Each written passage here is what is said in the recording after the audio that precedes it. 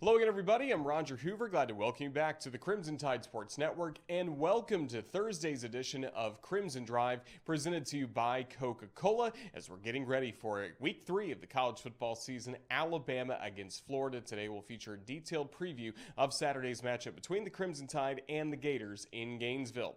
Our friends at RJ Young have provided us with this smartboard to go through all the headlines coming up on the show, as RJ Young is the official technology solutions provider of Crimson Drive. We'll start with what's coming up on the show today. First of all, we'll hear from the head coach of the Crimson Tide, Nick Saban, as he will give his coach's checklist from his Wednesday night press conference. And then we'll have our national media interview with Brad Nessler of CBS. He'll be calling the game along with Gary Danielson and Jamie Erdahl on CBS. So he gives us a really good preview before he makes the trip down to Gainesville. Andrew Zow led the Crimson Tide to Gainesville back in 1999. It was one of the most thrilling finishes ever for an Alabama football game in the swamp as the Crimson Tide got the victory. We'll talk with Andrew Zow about 1999 Florida in just a little bit. And then I mentioned Brad Nessler is calling the game, of course, on CBS. Here on our radio, you'll be hearing from Eli Gold, and he will also be the host of Hey Coach and the Nick Saban Show coming up tonight from Baumhauer's Victory Grill in Tuscaloosa. So as we have on every Thursday show, we have a Hey Coach preview with Eli Gold. Looking at headlines for the Crimson Tide, starting with Alabama football team. Of course, the kickoff time for Saturday against Florida is set for 2:30 p.m. Our airtime on the radio will be coming your way at 11:30 a.m., and that's also in the booth cam presented by Royal Furniture. We'll be live on our Facebook page. Last time the Crimson Tide and the Gators met, it really wasn't that long ago. Just have to look back to last December when the Crimson Tide won a shootout. 54-46 was the final score in the SEC championship game. Has been a long time, though, for the Crimson Tide to make the trip to Gainesville. I mentioned that trip in 1999 when Alabama won with Andrew Zow as quarterback. Let's go back to 2011 for the last time that Alabama's played at the Swamp, and the Crimson Tide won that game 39-10 in a really dominant performance from a team that went on to win a national championship. Alabama has still played really well even since then against the SEC East, as the Crimson Tide have won 31 straight games against the SEC East. The last time that Florida defeated Alabama, you have to go back to the 2008 SEC Championship game, but since then, success against the SEC East, as the Crimson Tide will try to keep that streak going.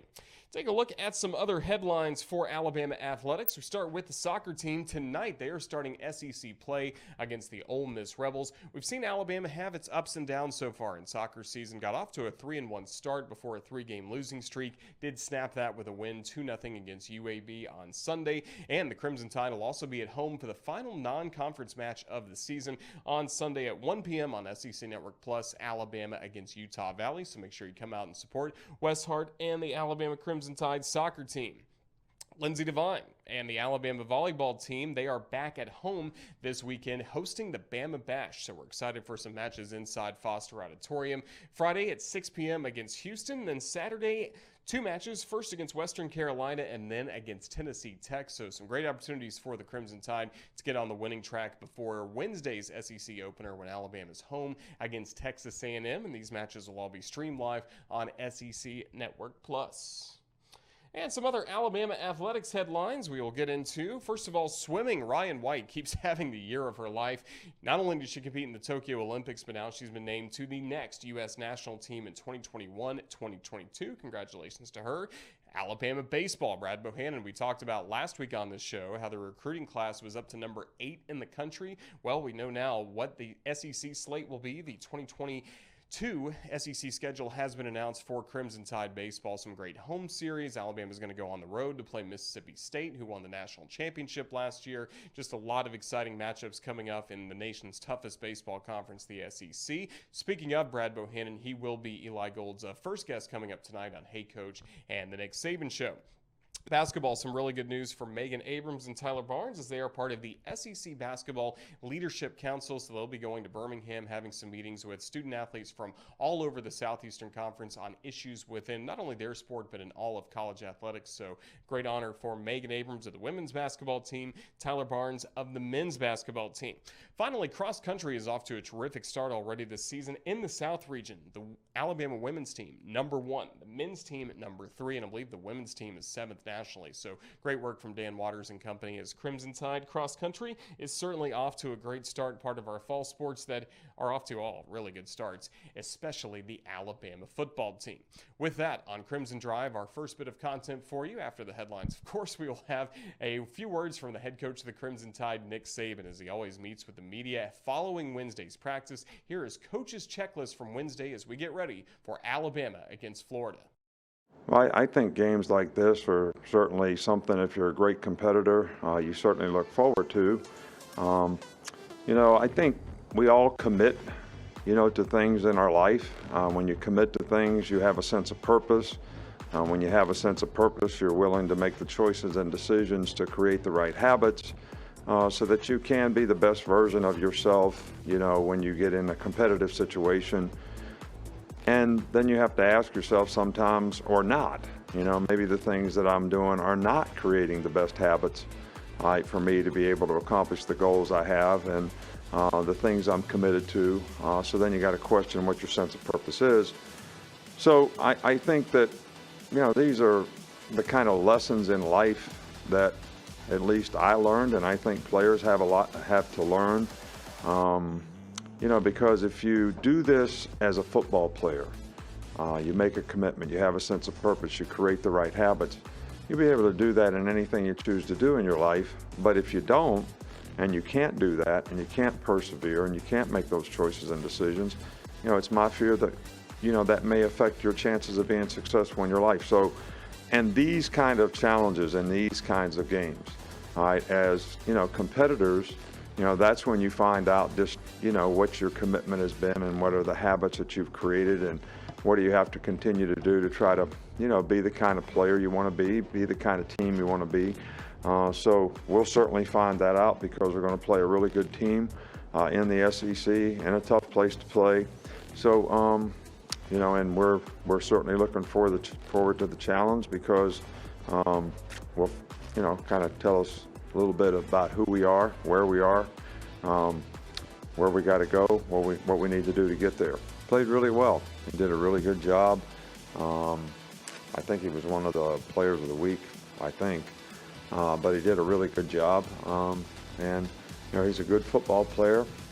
And I think the more experience he gets, the more reps that he takes, the better he gets. We've had a lot better energy, a lot better focus, really practiced a lot better. So I'm not disappointed in the way we're preparing for this game. Head coach Nick Saban with Coach's checklist from his Wednesday night press conference. The next time he speaks in public, it'll be coming up on the Crimson Tide Sports Network this evening with Hey Coach and the Nick Saban Show starting at 6:30 from Baumhauer's Victory Grill in Tuscaloosa. Someone else that Coach Saban will be talking to leading up to the Florida game will be Brad Nessler of CBS, as CBS will be televising Saturday's matchup between the Crimson Tide and the Florida Gators. And before he hits the road, getting ready to go to Gainesville to really look at Florida's practice as well as get a detailed scouting report on the Crimson Tide from Coach Saban later on. It was Brad Nessler who joined me to talk all things Alabama and Florida as we get ready for Saturday. He joins us now from his home right before he heads to Gainesville. Brad, how's everything going? I'm doing great, Roger. I was saying, as soon as I get done talking to you, I kiss the wife and I'm out the door on my way to practice at Florida. So you're the last guy I'm going to see before I hit Gainesville. Well, the last time you called an Alabama-Florida matchup, it was in the SEC championship game, your last SEC game that you called. Just what's changed, first of all, for the Florida Gators and then for the Crimson Tide since then? Well, a lot, but it still seems like two really good teams. One's top ranked and one's almost in the top 10. Last year, I don't think we could ever plan to have anything more than we had in the SEC title game, back and forth in the scoring, and looked like Alabama was going to pull away. And then Kyle Trask and Kyle Pitts and company came out and just lit it up. And, it goes down really to a sack at the end of the game. Otherwise, we'd maybe still be playing that thing. But, I'll take a game like that, 52, whatever that was last year. Those kind are exciting to call. But, Florida, a lot of changes, obviously, with Kyle Trask gone, Kyle Pitts gone. But Emory Jones and Anthony Richardson are doing a good job. It's always kind of been said that those are the kind of quarterbacks that give Nick Saban's teams trouble. I don't know. I don't know if that holds water anymore. That goes back to one game with Johnny Manziel, and he did give him trouble. But those two guys will give fits to people, I think, over the course of the year just because of their versatility. And then Alabama, it's just reload and plug in new guys, and those guys are just as good as the ones that you and I have seen over the years. So interesting because Bryce Young hasn't been on the road yet, that type of thing. Swamp's not an easy place to play. It's noisy, it's hot, it's muggy, it's all those lovely things that Gainesville is this time of year. So that'll be interesting to see how he handles all that. Yeah, what's impressed you the most about Bryce Young and watching Alabama's first two games? Just poise. I mean, his physical tools are obvious. I mean, when you watch him throw, it's like he does some of those things that Patrick Mahomes does and those type of guys. I guess that's become a norm with really talented quarterbacks in that they can throw from just about any angle. He can do that. But he doesn't look like a first year, even though it's not officially a first year guy, but as far as first year starter, he never seems to get rattled. Everything is calm and cool and on to the next play. If it's an incompletion, if it's a big play, it's seemingly on to the next play or on to the next big play. It doesn't seem like he gets too high or low, which is, it's not average for a quarterback that's as young as he is that you can pull that off.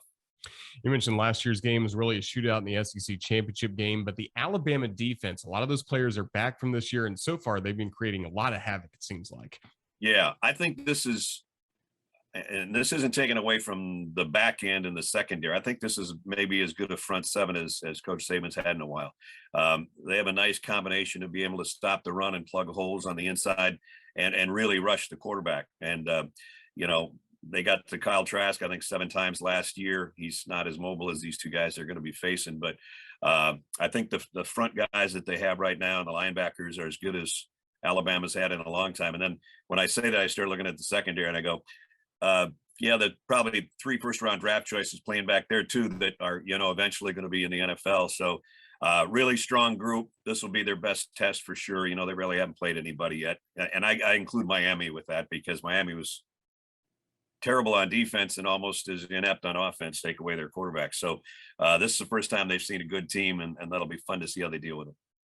We've talked so much about Florida with the quarterback situation, like you mentioned earlier, but on the defensive side of the ball, do they have some playmakers that can try and slow down this Alabama high-powered offense? I think their front's really good, Roger. Zachary Carter, Brenton Cox when he's healthy. They got a couple of guys that have transferred in, one from Penn State, the Newkirk kid, Auburn, which are kind of hole pluggers on the inside. I think their linebackers are pretty good too, but I think their edge guys are capable of putting some pressure on Bryce Young, making him feel uncomfortable. And, we'll see if they can stop the run. I think that's going to be an issue, and it has been for them for a couple of years, but I think it's a pretty good Florida defense. As you're getting ready for this game and again heading to Gainesville to call Alabama against Florida, you get to visit with the head coach of the Crimson Tide, Nick Saban. What do you always enjoy about those meetings the day before a game with Coach Saban? Just because Nick's Nick, I guess. He never changes much. We like to tease him because usually we go back to what he did in the beginning of the week when he does his news conference and, the rat poison and all that. We try to tease him before we ask him anything football related. So Gary and I have known him since way back in his Michigan State days. So I think, there's a mutual trust between us. He does talk football with us. And quite frankly, he gives us more than a lot of coaches do. And, so many coaches are so secretive, I guess, because they're trying to get to the level where they can win 7 national championships. I think Nick's pretty comfortable in his own skin, so he doesn't mind talking to us about things that are going to come up in the game. I imagine that's the same for Dan Mullen as well. He seems like the same guy in front of a microphone and behind closed doors. We always worry about Dan because we're not 100% sure if we're going to meet him in person yet. We haven't quite figured that out because so far some schools want to do the Zoom thing and then just keep the same protocol as last year. If we do get Dan, he normally either comes in from lunch or he comes in from a jog. And so he either usually has chicken salad on his lips or he's sweating like crazy. And he is a guy that can really sweat. But he can talk football all day long. And, you get him going about his quarterbacks and his offense especially. And he's a pretty interesting guy to talk to. And he doesn't slow down when he's talking either. So he talks about as fast as they play. Let's put it that way.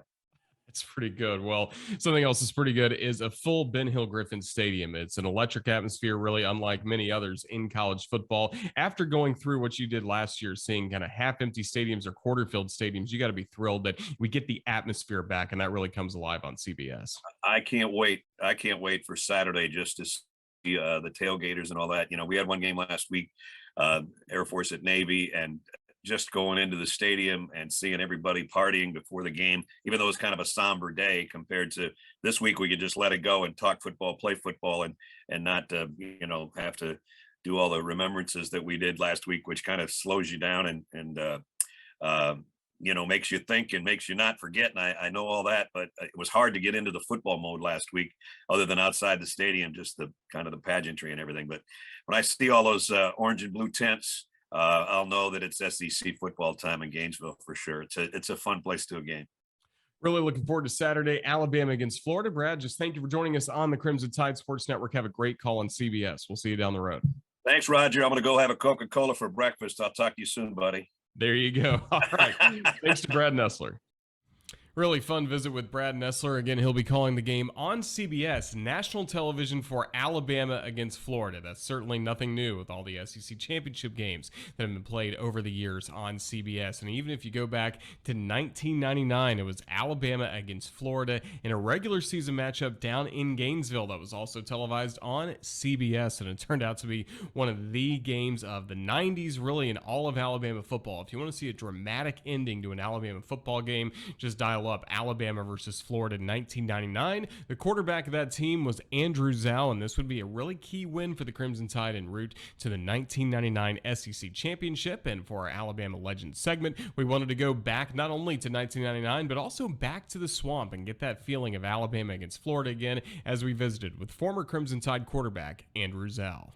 Andrew, Roll Tide, has it been since 1999? Does it really feel like that long since that great game in the Swamp? Man, it really does not, man. And I feel I'm healed up from it, but at the same time, it seems like it happened yesterday, man. It was not too long ago, if you ask me, but if you look at the calendar, man, it's been a minute. Certainly has. And you look back, going into that ball game, you guys knew what was on the line for that Alabama football team. You also knew that Florida at that point just did not lose at home. What can you tell us about the Swamp back in those days? Man, I grew up 30 minutes from there. I'm a Lake Butler, Union County type guy, and grew up there all my life. Was in the shadows of Ben Hill's Ben Hill Griffin Stadium, I believe it is. But that Tide team, man, was probably destined to be great. There's some things that were going on with that team that were unfortunate, but at the time, man, we sort of pulled together, and the coaching staff, some of those guys pulled us together, and we were able to, go out there and win, man. But what a game for us, and trying to play the Gators in the Swamp. I had two of my best friends on the team as well, on the Gator team, and listening to them throughout the summer, and then getting a chance to play in the Swamp, man, a place I knew about. Saw a lot of great players go through there. And was really pumped up to play, but no one goes into the Swamp at that time and win. And they were on a good streak, and we were able to go in there and pull it off. Yeah, Florida won 30 straight home games prior to Alabama getting the win that day. Can you describe the noise? And I imagine it will be similar for Bryce Young coming up on Saturday, but what kind of noise is there in that stadium? Definitely. I can remember, sitting in the huddle or standing in the huddle, and Chris Samuels is trying to get the play from me, and I am screaming at the top of my lungs, and I'm less than a foot from him, looking into his face, and he's screaming, "What?" And I'm screaming as loud as I can, and then they get to this thing where they start swaying the stadium in the big old bowl. It's a big bowl, and they're swaying back and forth, and you really don't need to look at it because it's sickening, but the crowd noise is like no other. I think that's probably the loudest place I've ever played or been in because of the moment too. Auburn gets loud, but Florida was big, man. It was so loud, and the crowd is definitely you're in a position or in a place where there's those Florida fans, and those they have a lot of pride in that place, and they're doing a great job now. So I expect it to be deafening again, and it'll be very loud, and may have to go over some quiet, some different type of cadences.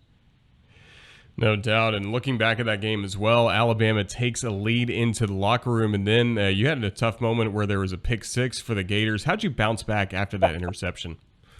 Oh man, yeah, we ran a screenplay that we run all the time. I would try to get it to Antonio Carter, overthrow him, and another good friend of mine who I played high school ball with, won 3 state championships with him. He picked six me, and Benny Alexander. When I saw that it was him, and I knew how fast he was, I said, man, it's pretty much over. There's no way I'm gonna catch him. But bouncing back was not a problem. Chris Samuels, I remember him looking at me, pulling me to the side a little bit, and like, forget it.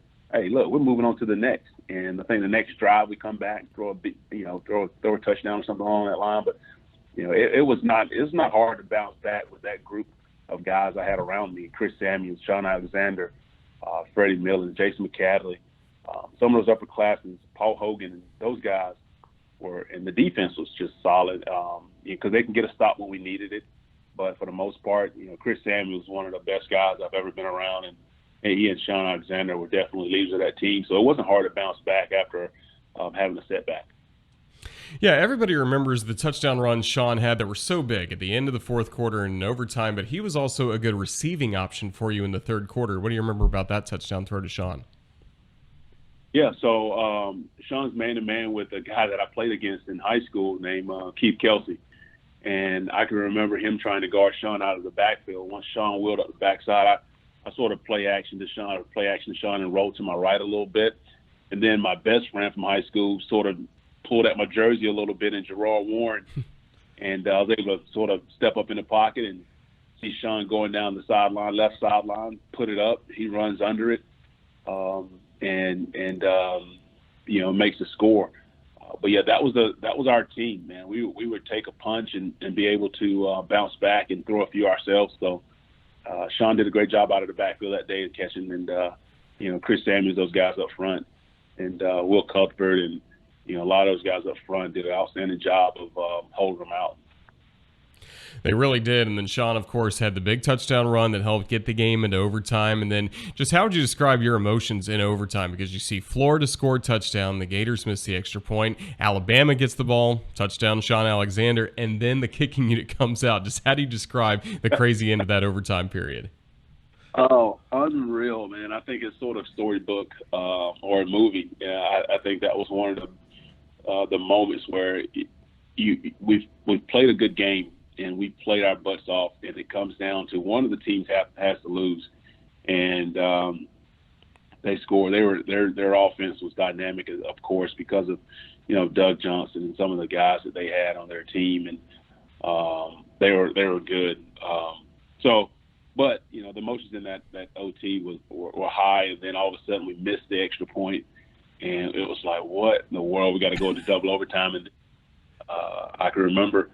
I think of Mark, some manual, and actually the guy who's my high school teammate, Benny Alexander, they both jump off sides on the extra point, and we get another opportunity, and we almost missed that one as well, but it went through. And a great win for the Crimson Tide. And you mentioned before some of your high school teammates, and it was meaningful for you to get to celebrate with those guys or just see them on the field. What was it like when you were able to see Jerome Warren and a bunch of your other teammates on the field after you won at the Swamp? Yeah, Gerard actually was like a big high school teammate of mine. Like I said, we won 3 state championships together. So was Benny Alexander, who was on that team with us as well. But I saw those guys during the summer, and they gave me a hard time in the mall that summer when I came back home. And when we got a chance to get on the field, I can remember after the game, Gerard and I just embracing each other for, I don't know, seemed like forever, man. It was 5 minutes, and Benny came over there, man, and he got into the little group circle of hug, man, and all the battles that we had been throughout high school and winning those 3 state championships. All 3 of us were starters as freshmen in high school.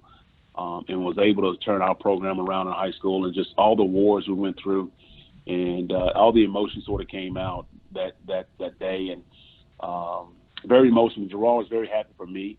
because I had to leave the state to go play a position that I wanted to play.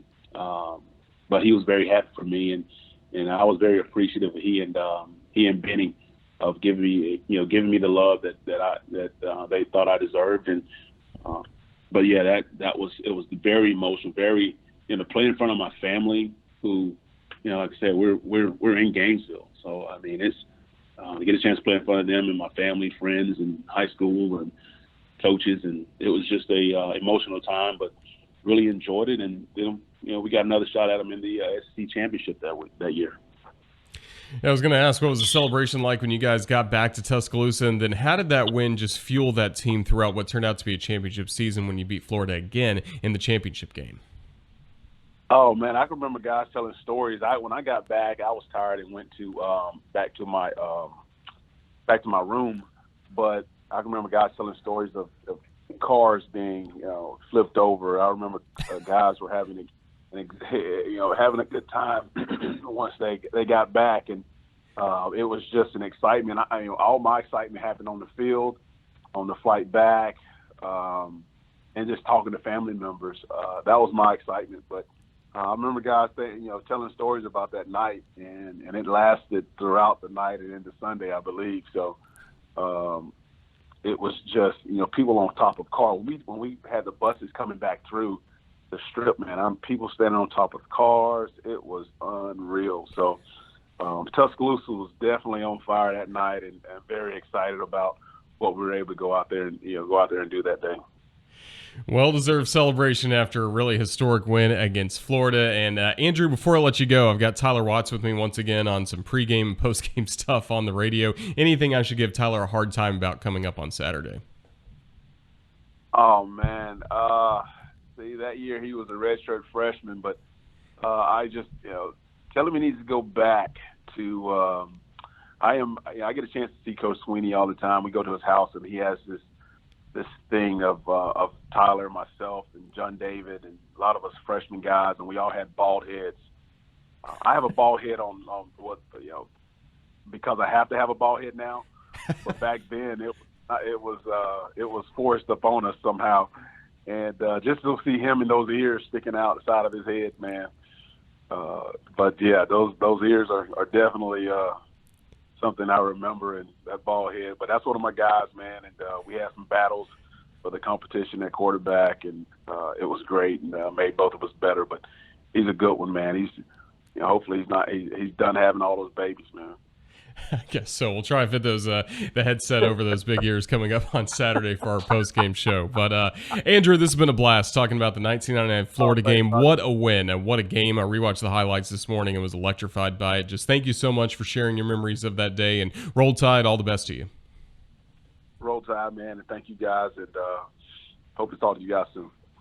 Yeah, for all the times that Tyler Watts makes fun of me post-game on Alabama football radio broadcast, have to make fun of him a little bit when we got his former teammate Andrew Zow joining us. Just great memories from 1999 as Alabama got the win in Gainesville against the Florida Gators, and again would beat Florida again later that season in the SEC championship game as the Crimson Tide won the 1999 SEC championship.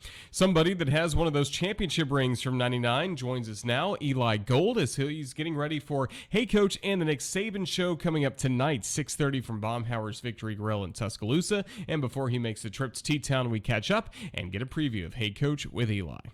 Eli, you're still getting ready for this week's, not only, first of all, the show with Coach Saban tonight, but also the Florida game on Saturday. How's everything going in week 3 of the college football season?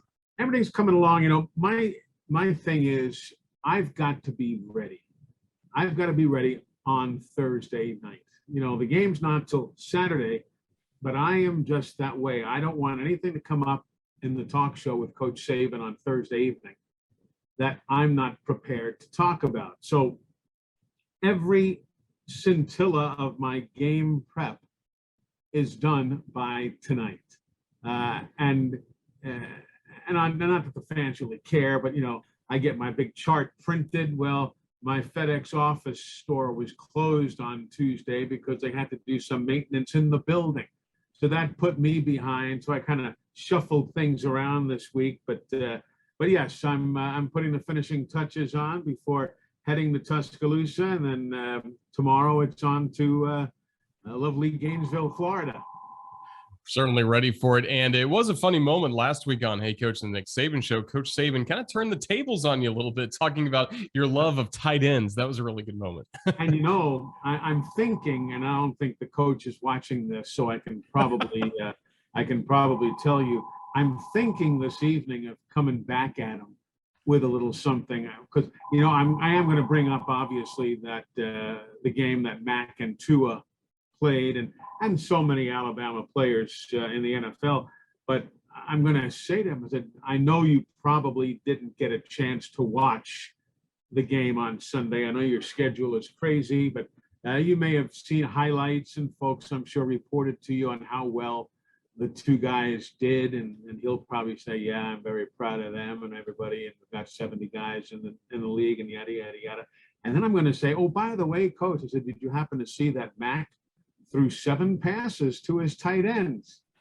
I said, you see? And that's from your buddy Bill Belichick. But yeah, he's, the coach and I get along really well.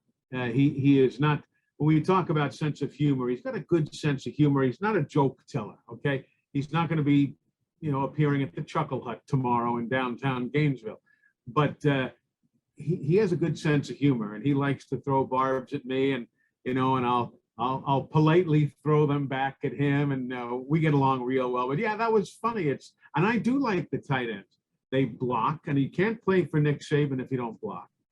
They can catch, and and you look around, some of the biggest pass catch combination for the Patriots in history was Brady and Gronkowski. You look at all the great tight ends, and I just happen to like the tight end, and it's a tough position to cover. The linebackers at a disadvantage. The defensive backs are at a size disadvantage. So I love the tight ends. But yeah, he took me to task on that one last week. It was a lot of fun. And before we talk much more about Florida, what else is coming up on the show tonight? Who are you talking with starting at 6:30? And then who's the media guest? We're going to talk a little baseball. Talking baseball. I won't sing, however. Brad Bohannon's going to be with us, the Crimson Tide baseball coach. They had a good year last year, a nice step forward, got into the SEC tournament, played well. So Coach Bohannon will be with us tonight from 6:30 until 6:55. Then Jim Dunaway is going to be the media guest. He and his partners now have that podcast, The Next Round, that's available wherever you get your podcasts. So Jim Dunaway will be the media guest, and Coach Saban will be with us at 7 o'clock. And then on Saturday, it's Alabama against Florida going to Gainesville, Ben Hill Griffin Stadium. It's been a long time since Alabama was last there. And Eli, I know you've called several games there. It's a special, unique place. So we were visiting with Andrew Zow earlier in this show, and we're living that great 1999 game that had one of the best finishes in Alabama history. There's so many that come to mind. But you're right, when you talk about the infrequency, and that's the one thing Coach Saban harps on. He says, everybody on the team ought to play everybody in the league at each location during their time. You've got mail. And back to that 92 SEC championship game in Birmingham, the first SEC title game. This is only going to be the 4th time since 1992 that the Tide has played in Gainesville. And yeah, there have been some great games with extra points being made and extra points being missed. But I talked to the voice of the Gators earlier today, Mick Hubert, touched base with him, and we were talking about that and how infrequent. I said, hey Mick, I said, refresh my memory. I said, I really don't remember what your radio booth is like. I said, it's been a decade since we've been there. And he said, well, you haven't seen it then, because they've done changes since we've been there, and so on and so forth. So, but I'm looking forward to it. But yeah, Andrew's right. There have been some great games, but clearly the biggest games, the most impactful games between these two teams, although we have played them many times, just not in Gainesville or Tuscaloosa. It's been in Atlanta for the SEC championship game, and including last year's wild offensive explosion that Bama managed to win. Certainly was a big win for the Crimson Tide. And before we let you go, just 2 games in the books for this Crimson Tide team. Had the 48-14 win last week against Mercer. Just how are you feeling about this group? What do you want to see on Saturday in Gainesville? Well, I like what I'm seeing, obviously. I'm looking forward to seeing, hopefully, Will Anderson putting pressure off the edge and the speed that he has. And I liked what Coach Saban said. He sounded a whole lot more confident. He didn't say, yes, he is playing, but he sounded a whole lot more confident than that rather disappointing injury report after the game against Mercer. So that's good. It's not often that you see a team's top 2 rushers being their quarterbacks. And that's what you get from the Gators. Now, who's going to be at quarterback? Dan Mullen's not saying. I wouldn't expect that he would. So that's going to be an interesting story. But I think Bama needs to just take care of their business at hand. And I think if they do that with as stifling a defense as the Tide has, I think Bama wins the ball game. I really do. I mean, I've seen both ends, man. I remember going to Gainesville in 1991. And on a Saturday night under the lights, the Tide lost 35-0. It was a dreadful, dreadful night. Then they didn't lose a game for the next 2 years. That was rock bottom. Then they ran the table the rest of 91, won everything, including the national title in 92. So we've had the highs and the lows emotionally dealing with the Florida Gators. So it's going to be a good game. The fans, again, talking to Mick Hubert today, not only because Bama's number 1, but because we're rarely there.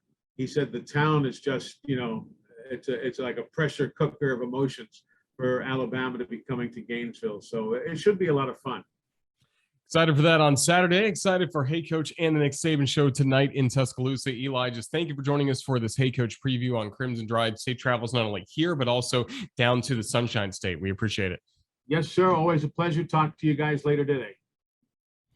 So just remember that tonight when you're watching or listening to Hey Coach and the Nick Saban show, Eli has something ready for Coach Saban about the tight ends. Let's see what Coach Saban comes back with when Eli asks him about that later on tonight. Well, that's coming up next on the network. It's time to take a look at the weekend schedule as we get you ready for what's coming up on the Crimson Tide Sports Network this weekend, starting with this very evening at Baumhower's Victory Grill here in Tuscaloosa with Hey Coach. And we will have that starting at 6:30 coming up tonight. It will be streaming live here on our Facebook page as well as Alabama Athletics Facebook page and, of course, across the network coming up. And then on Saturday, our coverage from the Swamp will begin at 11:30 a.m. Central, kickoff at 2:30 for Alabama against Florida as the Crimson Tide try to improve to 3-0 on the season. Sunday, make sure you check your local affiliates to watch the Nick Saban television show hosted by Chris Stewart. And then on Monday, it'll be Eli Gold along with Corey Reamer from Baumhower's Victory Grill in Vestavia Hills hosting Crimson Tide Rewind starting at 6 o'clock. And then on Tuesday, we'll be back with the first of 2 Crimson Drive shows getting you ready for Alabama's next game at home against Southern Miss. But that's going to wrap up this Thursday edition of Crimson Drive presented by Coca-Cola, as we've had a lot of content throughout the course of the week getting you ready for Alabama against Florida. Coming up tomorrow, we'll have This Week on the Crimson Tide Sports Network podcast presented by GoPuff with some of the best conversations we've had. But if you missed anything, make sure you watch the replay of this show or Tuesday's show. You can also find these conversations as well in podcast form on the Alabama Insider podcast, available on all podcast platforms. Got to say a big thank you to our guests that we've had today, former Crimson Tide quarterback Andrew Zow, Brad Nessler of CBS, as well as Eli Gold of this Hey Coach preview. Thank you as well to our producer, Ethan Carabin, for putting together, once again, a fantastic edition of Crimson Drive presented by Coca-Cola. For everybody with the Crimson Tide Sports Network, this is Roger Hoover saying thank you for listening, and Roll Tide. Let's get ready to go to Gainesville for Alabama against Florida. Roll Tide, everybody.